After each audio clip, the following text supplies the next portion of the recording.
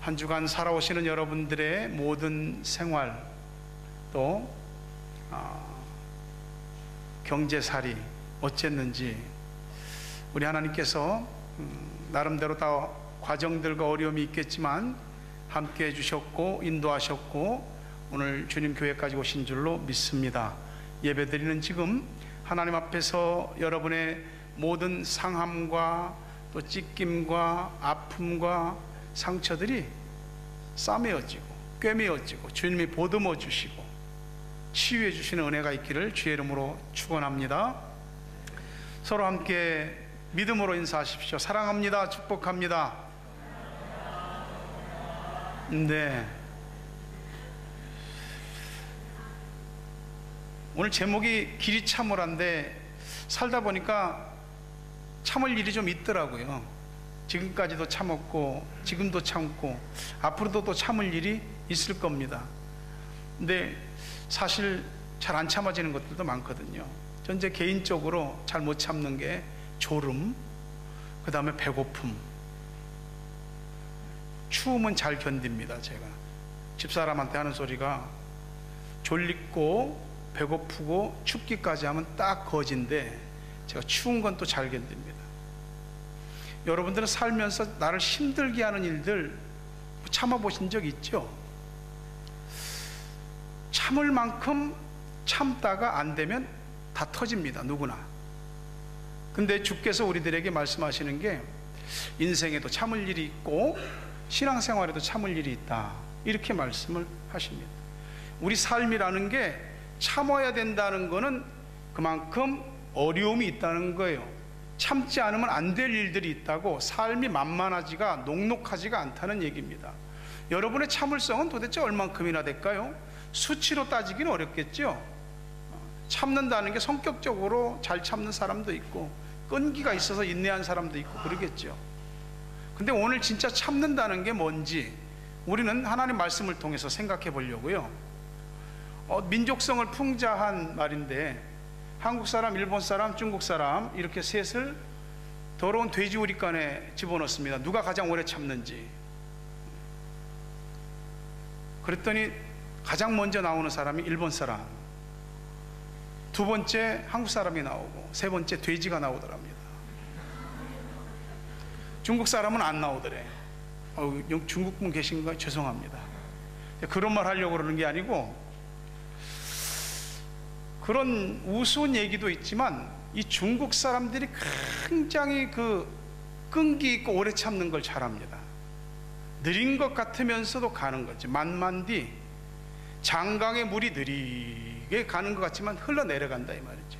그래서 이 사람들은 아주 여유를 가지고 늦게 일이 돼도 참아내는, 그래서 좀 대륙적인 기질이 있는 건 사실이죠.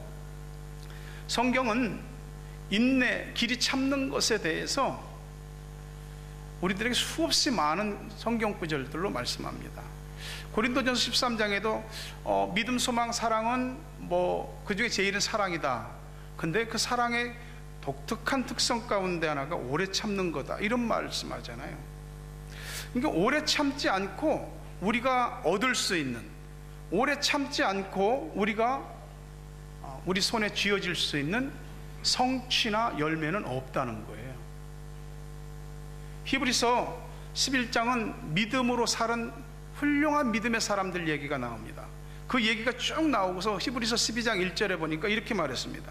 이러므로, 믿음으로 산 사람들 잘 봐라. 이러므로 우리에게 구름같이 둘러싼 허다한 증인들이 있으니 모든 무거운 것과 얽매이기 쉬운 죄를 벗어버리고 인내로서 우리 앞에 당한 경주를 하면, 인내로서 우리 앞에 당한 경주를 한다는 말씀을 합니다. 인내.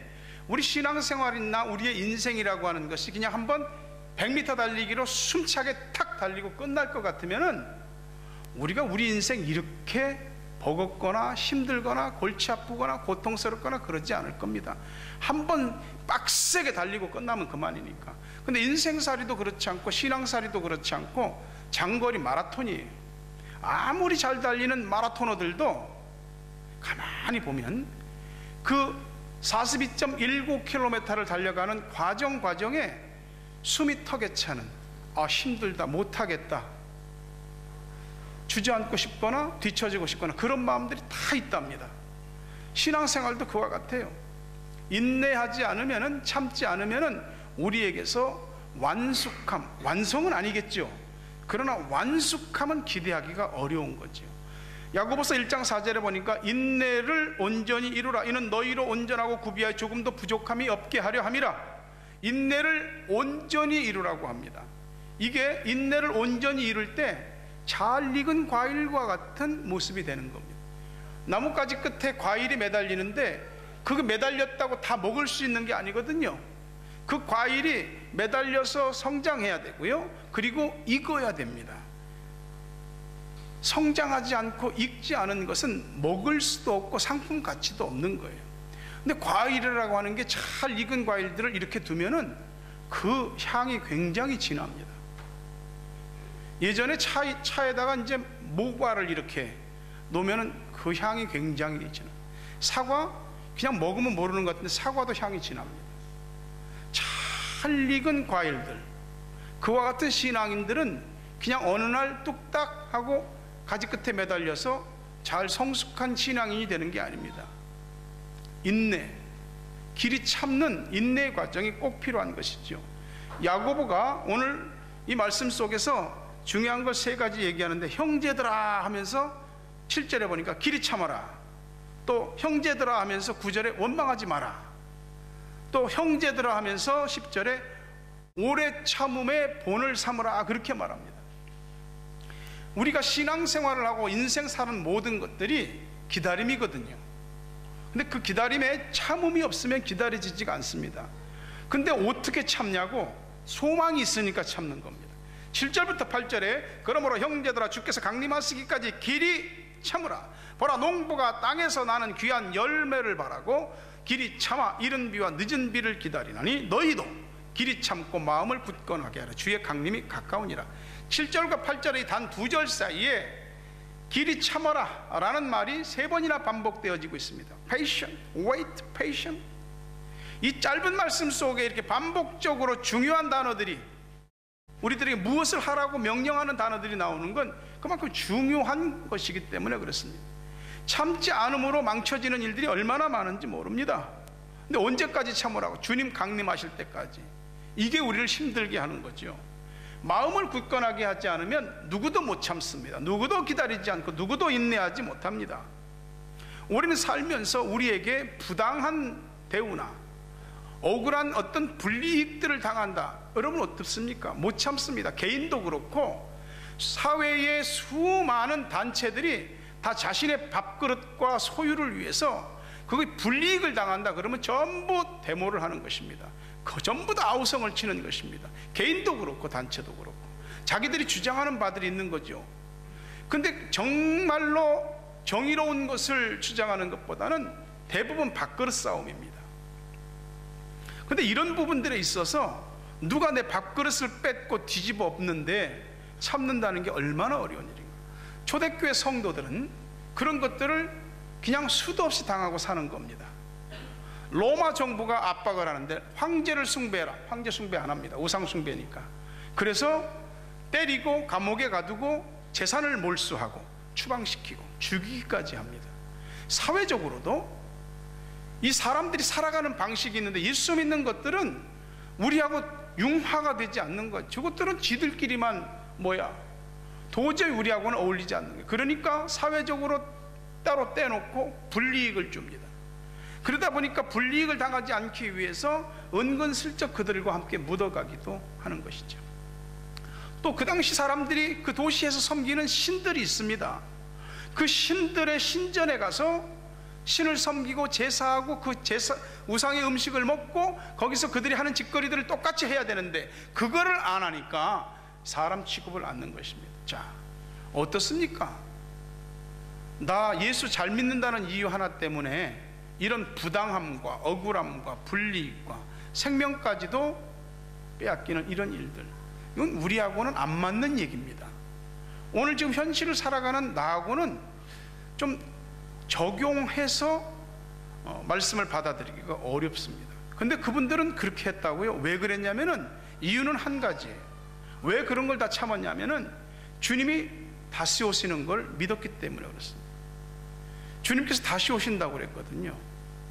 한 번 예수를 본 적도 없는데, 예수하고 얘기 한 번 한 적도 없는데, 믿음으로 예수를 믿었고, 믿음으로 예수를 영접했고, 믿음으로 예수를, 그 이름을 지켜가는 거예요. 이게 보통 일이 아닌데, 예수님이 다시 오신다고 그랬는데 언제 오신다는 날짜도 없어. 예측도 할 수 없고 빨리 오시라고 어떻게 재촉도 할 수 없는 거예요. 근데 기다렸다고 해요. 어떤 심정으로 기다렸냐면, 농부가 메말라가는 대지에 비가 내리기를 기다리는 심정으로 기다린 겁니다. 팔레스틴 지역의 사람들은 비를 기다렸습니다. 그 지역은 우기가 2번 있는데, 한 번은 10월과 11월에 내리는 이른비입니다. 농부가 곡식을, 씨앗을 심고 씨앗이 싹이 나는, 자라게 하는, 마치 생명을 주는 비거든요. 만약에 씨앗을 심고 이른비가 내리지 않으면 곡식은 땅속에서 다 말라, 씨앗은 말라 죽을 겁니다. 두 번째 비는 뭐냐면 3월과 4월에 내리는 늦은 비입니다. 이거는 자랐어, 열매가 맺혔어, 그게 더 익어가고 알곡이 여물어가는, 성장시키는, 성숙시키는 비입니다. 그래서 팔레스틴 지역의 농부는 이 이른 비와 늦은 비를 반드시 기다렸습니다. 그 비가 없으면 아무것도 거둘 수 없는 겁니다. 근데 기다리는 일이라는 것은 그냥 앉아서 기다리는 것이 아니거든요. 힘듭니다. 낙심될 때도 있고요. 소망이 없으면 기다리겠느냐고. 우리가 누구하고 약속을 했다, 데이트를 하기로 약속을 했다, 그러면은 약속한 시간에 약속된 장소에 가는 거죠. 왜죠? 약속을 했으니까. 시간이 다 돼가는데 아직 안 와. 그래도 기다리잖아요. 올 줄 알고. 시간이 지난 것 같아. 근데도 기다려. 온다고 그랬으니까. 농부들이 하늘의 비를 기다리는 건 그냥 막연하게 기다리는 것이 아니고 열매를 바라고 기다리는 겁니다. 우리 예수 믿는 사람들도 뭘 기다리는 건 소망 중에 바라는 게 있기 때문에 기다리는 것입니다. 여러분이 예수를 믿고 하나님을 경외하는 모든 신앙생활 속에 바라는 신령한 것도 있고 육신적이고 현실적인 것도 있습니다. 그거요, 하나님께서 소망 중에 기다리는 자들에게 때를 따라 영육간에 채워주게 되는 줄 믿으시기를 주의 이름으로 축원합니다. 마지막 시대를 살아가는 우리 모두는 우리들이 하고 싶은 것도 좀 참아야 되고요, 하고 싶지 않은 것도 해야 되는 그런 특별한 위치에 있습니다. 우리가 성경을 읽지는 않았지만 야고보서 5장 1절부터 쭉 보면은 마지막 시대를 살아가는 성도들에게 하는 얘기가 나와요. 이게 이 땅의 모든 초점을 맞추고 이 세상에서 번영하고 잘 되는 것에 뿌리를 깊이 내리고 뿌리를 넓게 내리는 모든 사람들에 대해서 주님이 경고하신 말씀이 있습니다. 너희가 썩어질 재물을 쌓는다. 재물은 썩어질 것이고 옷은 좀 먹을 것이고 금과 은은 녹슬을 것인데 그것을 위해서 쌓았다. 우리가 이 세상을 살아가면서 그런 것들 안 필요합니까? 다 필요하잖아요. 실질적인 것이잖아요. 우리한테 먹을 것이 없고 입을 것이 없고 우리가 쓸 것이 없다고 하면 우리가 우리의 인생을 어떻게 살아갑니까? 무슨 재미로, 무슨 힘으로 이 세상을 살아가냐고요. 다 필요한 겁니다. 근데 왜 주님이 그걸 뭐라고 그러시죠? 주님은 없이, 내세에 대한 소망은 하나도 없이 오직 그것에 초점을, 눈앞에 보이는 것, 당장 나를 먹게 하고 나를 살게 하고 나를 생명을 이어주게 할 것, 그것들만 붙잡고 살아가니까 주님이 그거를 뭐라 하시는 겁니다. 그것들을 쌓는 것이 심판의 증거다 라고 이야기하는, 사치하고 방종하고 심판의 날에 살을 찌운다. 주께서 기뻐하시지 않는 것들에 대해서는 참아야 되고 주께서 기뻐하시는 것을 향해서 나아가야죠. 왜냐하면 주님 강림이 가깝기 때문에 그렇습니다. 우리가 살고 있는 이 시대는 그 특성 중에 하나가 굉장히 스피디하다는 겁니다. 우리 민족성하고도 잘 맞아요. 빨리빨리. 외국 사람들도 한국 와서 제일 먼저 배우는 게 빨리빨리. 한국이 이 속도로는 누구에게도 지지 않으려고 하잖아요. 인터넷 인프라가 얼마나 강력한지 착착착착 돌아가는 거예요. 과학과 신기술의 발달로 이제 자꾸 옛날 것들은 사라지는 거죠. 카메라도 옛날에는 다 이렇게 찍는 카메라였잖아요. 필름 넣어갖고 24방, 36방짜리 사진 다 찍어갖고 암실에 가서 다 인화해갖고 이렇게 했단 말이에요. 잘 찍었는 줄 알았더니 보니까 사진이 흐리게 나오기도 하고 이상하게 나오기도 하고. 근데 디지털 카메라 나오면서 DSLR 같은 이런 카메라들 즉석 찍고서 바로 확인하고 잘못 찍었는데 다시 찍어. 요새는 스마트폰 하나면은 뭐가 문제겠습니까? 그거 하나면은 카메라에서부터 전 세계를 왔다 갔다 할 수 있을 정도가 다 되는데, 컴퓨터요? 요새는 그냥 컴퓨터 아니잖아요. 인공지능이잖아요.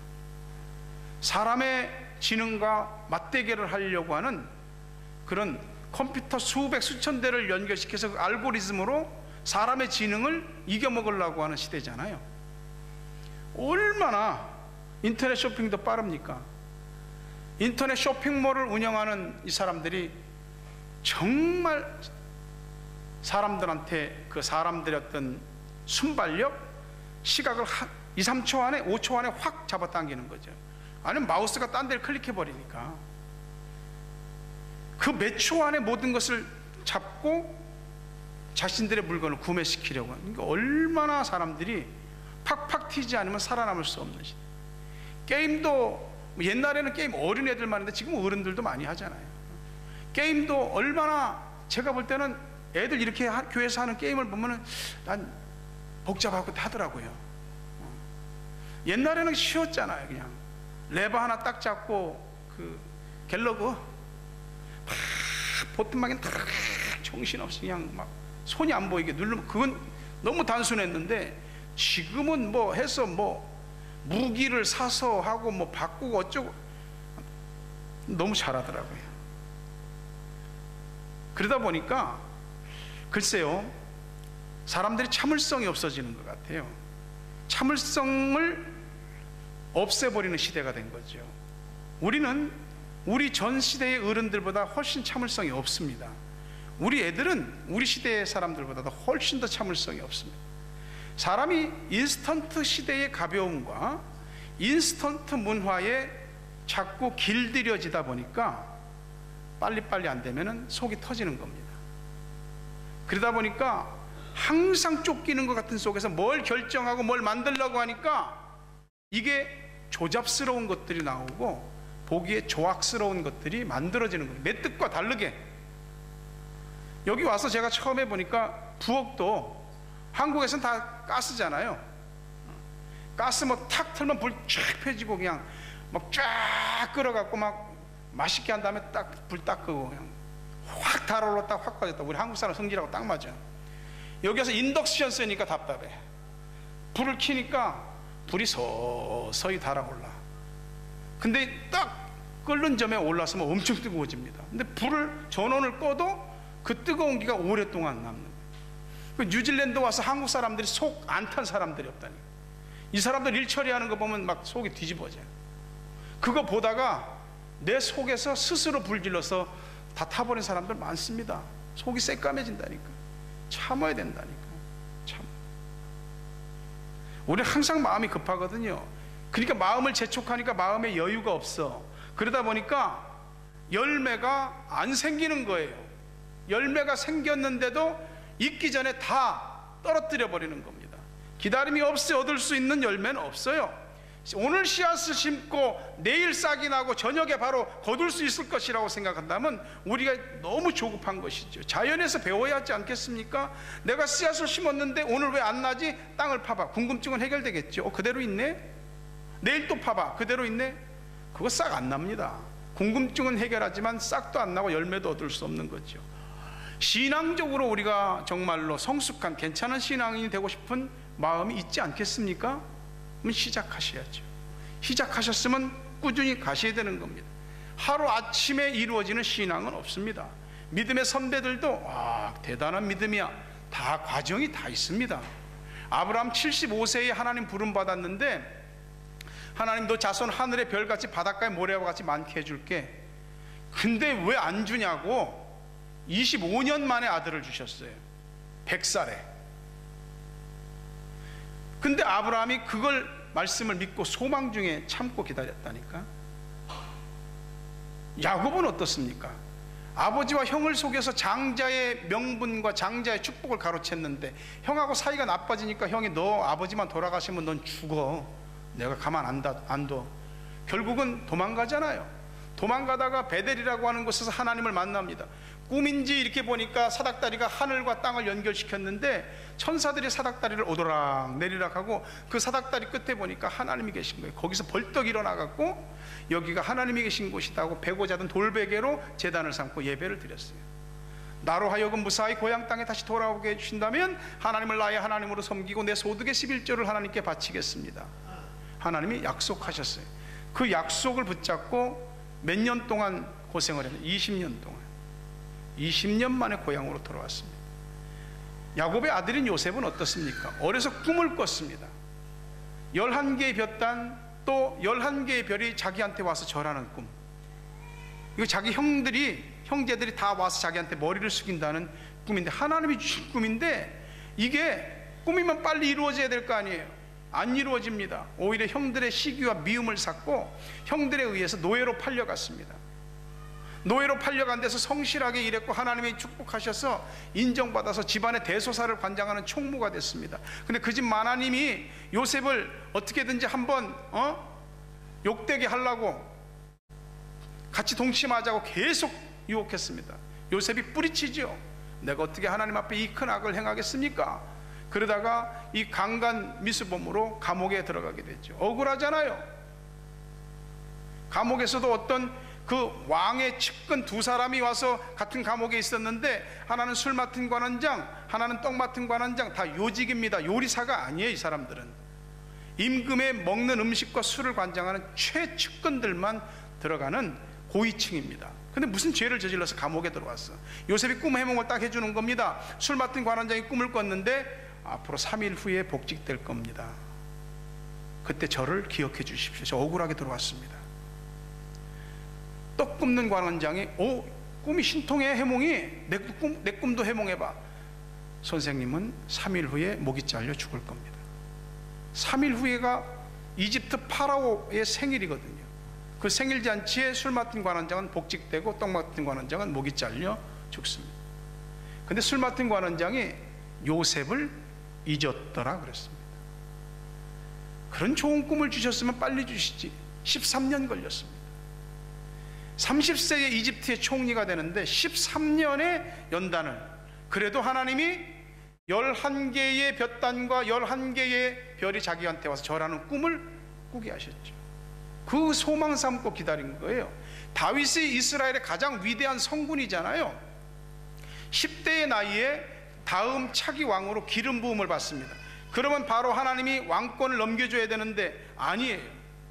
다윗은 정말 충성스러운 신하였지만은 왕이자 자신의 장인인 사울에게 계속해서 쫓겨다닙니다. 사울이 3,000명의 바울을 잡기 위한 특별 군사들을 모집해서 밤낮 없이 다윗을 잡으려고. 왜?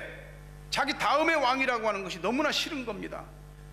죽이려고 그럽니다. 쫓기고 비참하게 도망다니고, 나중에는 원수의 나라인 블레셋으로 망명을 가고, 거기 아기스 왕 앞에서 머리를 풀어헤치고 침을 질질 흘리면서 미친 사람처럼 흉내내고 목숨을 연명하고. 근데 그런 과정을 거치면서 하나님이 다윗을 이스라엘의 왕으로 세웁니다. 여러분, 우리는 어떻겠습니까? 주님께서 우리들에게도 같은 말씀을 하는 거죠. 내가 너희들을 축복했고 너희들에게 천국을 약속했고 이 땅을 살아나가는 동안 너희들과 함께 할 것이다. 너희 자녀들을 내가 돌볼 것이다. 약속하셨지만 우리에게도 어려움이 있거든요. 근데 그 어려움들 앞에서 성질대로 하면 될 것 같으니 안 됩니다. 아내한테 성질대로 하면은 부메랑이 자기한테도 돌아옵니다. 자식들을 성질대로 교육시키면 아니죠. 안 됩니다. 이 일이 성질대로는 안 됩니다. 하나님께서 말씀하신 건 기다려라, 참아라. 근데 길이 참아라. 하나님이 일 처리하는 방식이 뭐냐면 그거예요. 소망을 가지고 길이 참아라. 기다림이 끝난 사람들에게는 약속하신 하나님의 뜻들이 현실로 성취되게 하시는 줄로 믿습니다. 이렇게 말하십시오. 하나님은 나를 사랑하십니다. 시작. 옆 사람에게 하나님은 당신을 사랑하십니다. 의심하지 마십시오. 소망 중에 기다리시면 하나님이 여러분들에게 약속하신 것들을 다 이루어 주실 줄로 믿습니다. 길이 참는 과정에서 중요한 것 두 번째가 원망하지 않는 겁니다. 9절의 말씀 같이 읽겠습니다. 형제들아 서로 원망하지 말라. 그리하여야 심판을 면하리라. 보라, 심판주가 문 밖에 서 계시느니라. 사람마다 다 참는 방식이 있고 참는 것도 사람마다 다 한계가 있습니다. 어떤 사람은 요만큼 때 뚜껑 열리고 어떤 사람은 이만큼 때 뚜껑 열려. 근데 사람마다 한계가 있어서 차면은 다 뚜껑 열립니다. 한 번, 두 번은 참지 세 번은 못 참아. 이게 보통 우리가 하는 겁니다. 그 세 번째까지 되면은 나도 빵 너도 빵, 그래서 빡 터지는 겁니다. 이게 뭘 참았느냐에 따라 다르겠지만 사람들이 자기 가족에 대하여, 환경에 대하여, 어떤 사람에 대하여, 또 교회 안에서도 무엇이든지 참다가 어느 한순간이 되면 그 한계점을 넘어서면서 누구나 다 폭발하게 되어 있습니다. 그때에 나오는 게 뭐냐면 원망입니다. 너 때문이야. 너 때문에 이렇게 됐어. 이 원망의 화살은 활쉬를 떠나면은 못 잡습니다. 어쨌든 내가 원망의 화살을 쏘아댄 것은 누군가의 가슴을 이미 관통한 겁니다. 서로에게 원망하는 동안 피차 물고 뜯으면서 피차 망하는 거지요. 사람마다 인내심이 다르니까 잘 참는 사람도 있고 못 참는 사람도 있고, 근데 인간적으로 잘 참는 것하고 성경적으로 잘 참는 건 좀 다릅니다. 보통 우리가 믿음이 있다고 그래도 한번 뚜껑이 열리면 하나님 눈 감으세요. 지금 이 순간은 못 본 겁니다. 믿음이고 뭐고 그냥 지 하고 싶은 대로 다 하는 겁니다. 원망이 터져 나올 때 문 밖에 서 계신 심판주, 가장 정의롭고 가장 공정하신 심판의 주님이 서 계시다는 것을 생각하셔야 됩니다. 내가 옳고 너는 틀렸어, 이것이 우리 생각이거든요, 다툴 때는. 근데 무엇이 진짜 옳은 것이고 누가 진짜 옳은 것인지 그 심판은 오직 하나님만 하시는 겁니다. 참을 만큼 참았어. 그러면 그때부터 싸움이 되는 것이고, 그때부터 서로 보복해야 되고 당한 만큼 되갚아줘야 되는 겁니다. 근데 하나님이 원망하지 말라고, 싸우지 말고 보복하지 말고 되갚지 말라고. 왜요? 그래야 심판을 면하니까. 하나님이 잣대를 들이대고 우리 한 사람 한 사람에 너 이거 말하면은 아무도 핑계 못합니다. 내가 언제요? 하나님께서 파노라마 같이 쫙 보여줍니다. 너 이때 이 말 했잖아. 너 그때 이렇게 마음 먹었잖아. 하나님이 우리 속까지 다 보여준다 이 말이야. 아, 엑스레이 찍어도 그 뼈가 다 나오는데, MRI만 찍어도 다 보이는데 하나님 우리 속이라고 못 보겠어요? 다 너 하면 우리 모두 심판받는다 이 말이에요. 강한 자가 약한 자를 짓누를 때 어쩔 수 없이 참는 거잖아요. 그거는 어떻게 싸울 힘이 없으니까 당하는 거거든요. 근데 그런 참음 말고 말씀이 우리들에게 가르쳐 주는 대로 참는 거죠. 남편이 아내한테 뭐라고 그러니까 아내는 큰애한테 뭐라고 그러고, 큰애는 또 동생한테 뭐라고 그러고, 동생은 또 지 앞에 고양이가 깝죽깝죽거리니까 고양이 발로 뻥 차버리고, 고양이가 가서 집에서 아장아장 걷기 시작하는 애 얼굴을 핥혀버리고, 그 애는 분해갖고 인형을 막 찍고, 아버지가 또 보고 야, 얘 왜 이래? 몰라, 내가 알아? 그래서 또 큰애한테 뭐라고 그러고, 큰애는 또 동생한테 뭐라고. 이 악순환이 반복되는 겁니다. 여러분은 참을 때 인간적으로 참습니까? 성경적으로 참습니까? 말씀을 따라 힘들어도 참아보십시오. 주님이 책임질 겁니다. 어떤 동네에 마을회관을 짓는데 그 공사하는 아저씨들이 왔어요. 와서 한 집에서 민박하면서 이제 머무는데 그 집에 애가 아주 똘방똘방하게 생겼거든. 그러니까 아, 요거 잔심부름 좀 시키면서 용돈 주겠다고 그러니까 애가 아, 좋지요 하면서 심부름을 하는 겁니다. 근데 이 사람들이 이제 시골에 들어와서 있다 보니까 심심한 거야. 애를 막 골려 먹는 거지.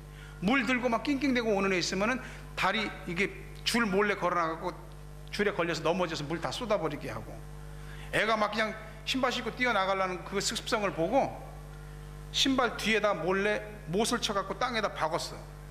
애가 신발을 신고 딱 가려고 하다가 그냥 걸려서 넘어지고, 그러니까 아저씨들이 킥킥킥거리면서 막 짓궂게 놀린 거예요. 근데 애가 성격이 너무 좋아.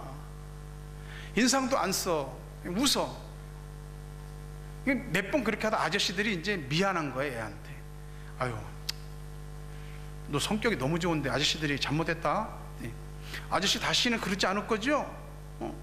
다시는 나 그렇게 괴롭히지 않을 거죠? 그럼 우리가 잘못했지. 어른이 돼갖고 약속해요? 그럼 나도 다시는 아저씨들 먹는 국밥에 침 뱉지 않을게요. 이게 다 속으로 참는 것 같아도 속으로 다 뭔가 하고 있는 겁니다.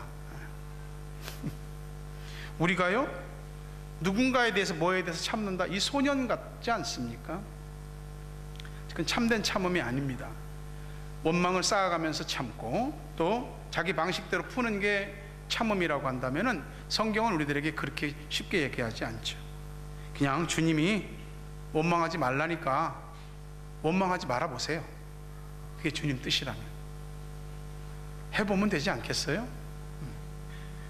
서로 원망하면 원망할 때 주님이 심판주로 문 밖에 서 계십니다. 그걸 기억하시면서 원망하지 말고 길이 사람에 대해서, 상황에 대해서 참으셔야 됩니다. 오늘 끝으로 세 번째는요, 길이 참는데 고난 속에 참는 것. 10절에 형제들아 서로 원망하지 말라. 형제들아 주의 이름으로 말한 선지자들을 고난과 오래 참음의 본으로 삼으라. 먼저 잘 믿은 분들이 어떻게 잘 참았는지, 믿음으로 어떻게 참았는지 그거 본받으라고요. 교회사 속에서 믿음으로 참은 사람들, 우리 신앙생활하는데 우리 주변에서 믿음으로 잘 참는 분들 그거 보고 배우라고요. 야고보서는 그냥 일반 교회에 보낸 편지가 아니고요, 그 당시 핍박을 받아서 전국 각지로 사방으로 그 핍박을 피해서 도망간 사람들, 그 사람들한테 보내는 편지예요. 고난받는 거죠. 야고보 1장 1절에서 3절에 보니까 하나님과 주 예수 그리스도의 종 야고보는 흩어져 있는 12지파에게 문안하노라. 내 형제들아 너희가 여러 가지 시험을 당하거든 온전히 기쁘게 여기라. 이는 너희 믿음의 시련이 인내를 만들어내는 줄 너희가 알미라. 시련이 인내를 만들어내더라고요. 철을 두들길 때 녹여서 주물해 놓고 그걸 꺼내서 불집게로 짚고 망치로 때립니다. 때리고 물에다 집어넣고 또 불에다 달구고 또 때리고 물에다 또 집어넣고. 선지자들, 먼저 믿은 사람들이 당한 모든 믿으면서 어려움을 겪은 점들 보라고요. 보고 배우라고요.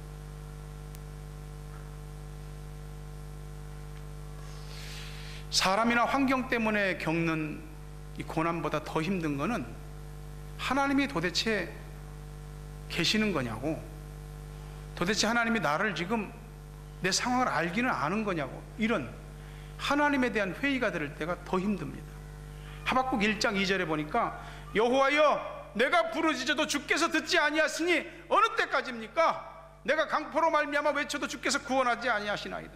왜 그렇게 부르짖는데도 주님 안 들으십니까? 나 너무나 억울한데, 나 미쳐버릴 것 같은데 왜 나 안 구해줍니까?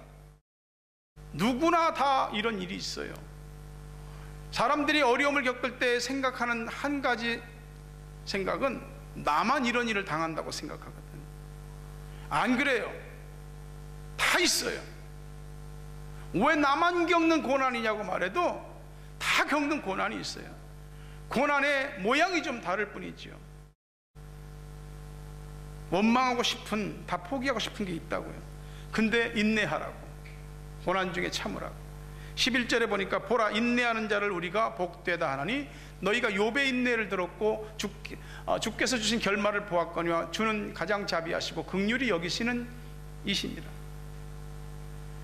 욥이 고난받는데 어떻게 참아 이겼는지 잘 보고 배우라고. 마귀가 욥이 잘 되는 것을 시샘에 하나님이 자랑하니까 너 내 아들 욥 봤냐? 그렇게 믿음 좋은 사람 없다. 마귀가 그게 하나님이 잘해주니까 그러는 거죠. 한번 어려움 겪으면 대번에 하나님 부인할 겁니다. 하나님께서 어떤 한도를 정하면서 고난받아도 마귀가 고난하는 걸 허락하셨습니다. 하루아침에 재산이 다 날아갔습니다. 하루아침에 10명의 자녀가 다 죽었습니다. 몸에는 악성 종양이 나서 기와 조각으로 몸을 긁습니다. 근데 아내가 와서 이게 하나님 믿는 거요? 차라리 하나님 저주하고 당신도 죽어버리시오. 친구들이라고 셋이 있는데 와갖고 아이고 친구가 이런 고통을 당했는가, 얼마나 몰골이 흉해졌는지 친구를 못 알아볼 정도야. 일주일 동안 슬피 울며 막 가슴을 쳤습니다. 그러더니 친구들이 하는 소리가, 야 네가 죄가 있으니까 이런 벌을 받지, 원인 없는 결과가 어딨냐, 다 인과응보지. 그러면서 재산 잃은 거, 자녀들 죽은 거, 네 몸에 고통받는 거 전부 다 누구보다도 위로해주고 소망을 줘야 될 사람들이 막 찢긴 상처에 소금을 확확 뿌려대는 겁니다. 욥이 그 속에서 원망을 하지 않습니다. 입술로 번제하지 않았다. 만약에 이 가운데 하나의 고통이라도 우리들에게 임하면 못 견딜 겁니다. 연거푸, 이 고난을 연거푸 당하는 겁니다. 오직해야 욥이 말하기를 침삼킬 틈도 주지 않고 나를 연단하신다고 그랬어요. 너무 고통스러워요. 근데 입술로 범죄하지 않았다고. 아내가 그 얘기를 할 때, 여봐 지혜롭지 못하게 왜 그런가, 주신 분도 하나님, 가져가신 분도 하나님이니 하나님이 영광 받으셔야지. 욥도 낙심했죠. 차라리 태어나지 않았으면. 자기 생일을 저주했습니다, 스스로. 너무 고통스러우니까. 근데 끝내 잘 이겼어요. 길이 참았어요. 하나님이 꼭 2배의 축복을 줍니다. 재산이 꼭 2배가 되고, 죽었던 아들들은 천국에 있고 아들, 딸들은 천국에 있고, 다시 10자녀를 또 허락하십니다. 인내의 결말이 결과가 있습니다. 진주조개 아시죠? 진주조개가 처음부터 조개가 진주를 딱 머금고 나는 진주조개야, 그런가요? 절대 그렇지 않습니다. 진주조개 살 속에 조그만 모래와 조그만 돌멩이 하나가 들어왔는데 자꾸 살을 까끄럽게 하는 거야. 이리 굴리고 저리 굴려도 안 빠져나가는 거야. 그러니까 조개가 조개살에 상처가 나면서 자꾸 상처에 타액이 나오는 겁니다.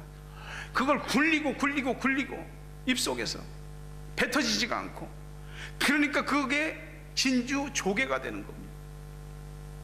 우리를 힘들게 하고 아프고 어렵게 하는 일들이 우리 인생을 까끄럽게 하죠. 계속 나를 찌르는 것 같고 힘들고 불편하게 합니다.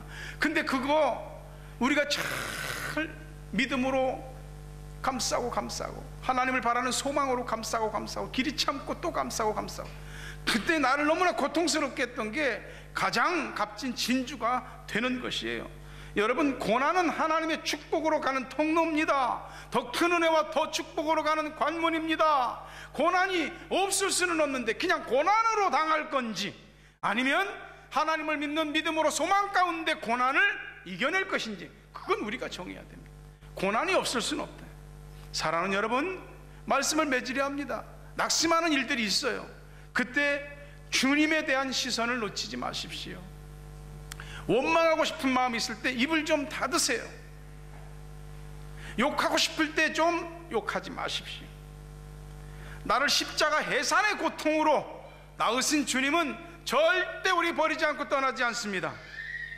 내가 당한 이 고통과 고난이 훗날 나와 같은 고통과 아픔을 당하는 사람, 나보다 더 심한 어려움을 당하는 사람들에게 나도 그와 같은 일이 있었습니다. 누군가를 그 수렁에서 건져내 줄 수 있는 그런 은혜를, 그런 사람이 되게 하시려고 우리에게 이런 과정을 허락하시는지도 모릅니다. 너무 아파하지 마십시오. 주님이 우리와 함께 하십니다.